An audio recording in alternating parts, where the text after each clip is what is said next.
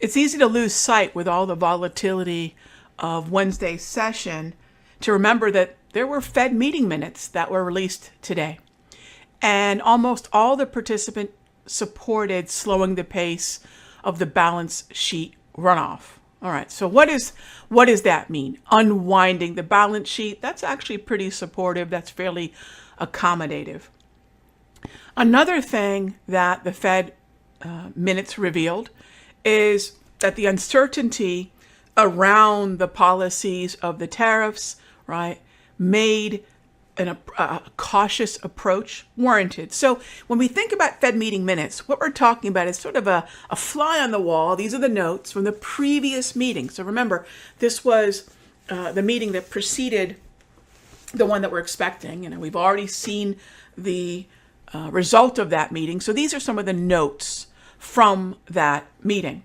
And ultimately, it's a look backwards, but it's a detailed look at the discussions. And that tells us the Federal Reserve was aware of the uncertainty, and likely they're going to remain pretty accommodative, as we can see with the supporting the slower pace of the balance sheet runoff. Okay, that's all pretty supportive, accommodative monetary policy.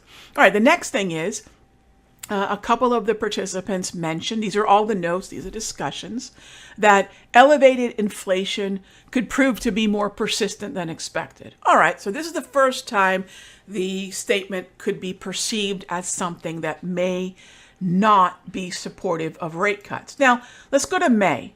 There is no realistic expectation that May represents a rate cut. Now, I want to answer this question because this happens a lot. Rag, why do you trust this data? You know, there's so much conversation about what the Fed should do, what the Fed could do, right? Here's the bottom line. We're traders. We're not economists.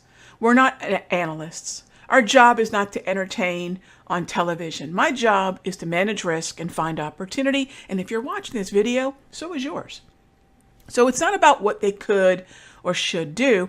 This is the way I look at this data, the target rate probabilities that are dictated by the Fed Fund futures contracts. This is as much a device that allows the Federal Reserve to gauge investors' and traders' expectations around the next monetary policy meeting, as well as their ability to control the narrative. So let me explain. What this means is if the Federal Reserve looks at an 85% expectation from the Fed Fund futures that the expectations are for a hold, that tells them they don't have to cut. This is not going to break the market. They're under no pressure based on expectations to cut. So guess what? They won't. They don't have to. And likely they'll fall in line with this. If by May 7, we hear otherwise in the Federal Reserve. So here's the window. Today's April 9. The next meeting is a month away, May 7. If they want to cut, the Fed members, including Powell, will start to sound more dovish. And they can measure how their messaging is landing by whether or not this column starts to shrink and this column, the cut column, starts to increase. If that's what they want to do, they can talk the monetary policy expectations for May to where they would think they're in line with what they're going to do. They don't want to shock the market. They're not the enemy, right? I'm not saying they're anything other than the macro that matters. They're not the enemy. They're not out to get the market. You know, there's so much discussion about that. Let's stop that because that's not going to make us better traders. So what we want to remember is this is almost like a walkie-talkie from when we were kids. We're saying one thing, we're going to receive a message back. Now, when we go out to June, this is where the Federal Reserve is going to say, all right, there's a 62% plus another 9%.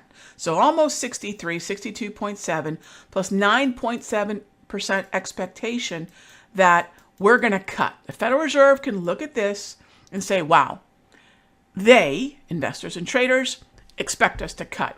Only 27.5% expect us to hold. Now, if they're okay with this, if they say, you know what, we're probably going to cut. It's not that likely we're going to hold. They won't say much to change this.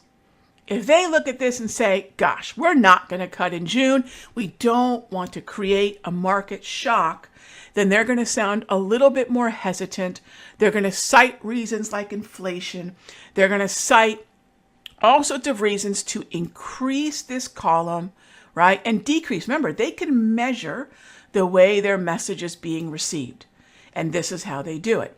But right now, expectations are almost, I would say 80% is where I would say something is fully discounted. That's the threshold. So once this cumulatively is 80%, as you can see here, it's just about 73. Once that's 80%, I would consider that hugely fully discounted. So we're not there yet. What about July 30th? July 30th is absolutely fully discounted for, at this point in time, there has either been the first quarter point cut, the second quarter point cut, or maybe a 50 basis point cut all at once in July, or even, and very unlikely, but it's there, a third quarter point cut. So this would be 25 basis points less than we are right now. This would be 50 basis points less than we are right now. This would be 75. And the most likely is actually July representing the second cut, or one 50 basis or half point cut. So once again, why do I rely on this? Because this contract's sole reason for being is for traders to actually put their money behind their trade idea, actually speculate, not just talk about what expectations are around monetary policy. The Federal Reserve good and well knows what these are. This is how they understand what's expected from them. And if they don't agree, they will talk expectations up or down. Now, let me end this video by saying Jerome Powell has had a number of opportunities, as have other voting and non-voting members of the Federal Open Market Committee, to start to change expectation. Clearly, they are, and we are, meaning we traders and investors, are fine with no action in May. But if they don't, meaning the Federal Reserve, expect to cut in June or July, heads up. The messaging will change. For now, it remains rates are going to be lower. Let's stop talking about whether they should, whether they could, and other ancillary reasons. This cuts through all the noise. This is how, if you want to know what the Federal Reserve is going to do, the closer we get to each one of these meetings, you'll see what is expected. The Federal Reserve is not looking to buck this information. They're not looking to shock the market. Hopefully this helps. You can get this graph, by the way, from the CME group. If you go to Google and search CME Fed Watch tool, this will come up as the first link in that search. And you can check this out on your own and see what I'm talking about. I've relied on this for many, many years, and it works really well.